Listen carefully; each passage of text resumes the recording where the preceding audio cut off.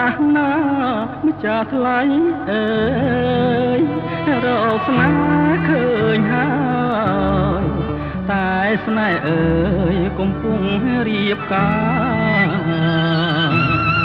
បងគ្មានអីក្រៅពីទឹកនេត្រាចំដៃជីវ៉ា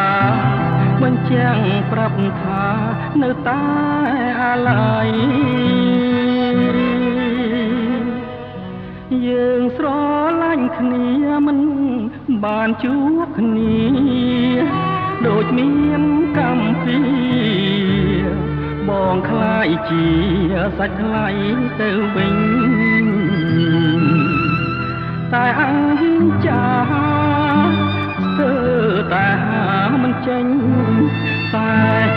ទុកទូមិននិញតែរយាសម្លាញ់លាលោកទៅហើយ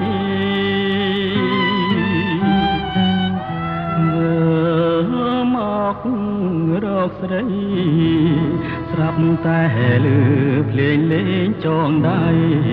បងសោយជីវិតរស់នៅកូនអាយហាគេថាម៉ែទៅកូនគង់នឹកឪលាហើយណាកូ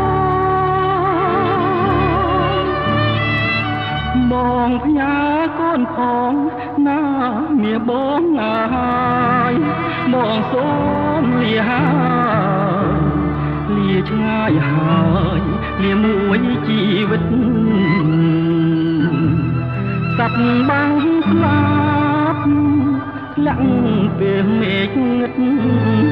អោក្រុមលិខិតដេចគ្មានអាណិតឲ្យខ្មុំ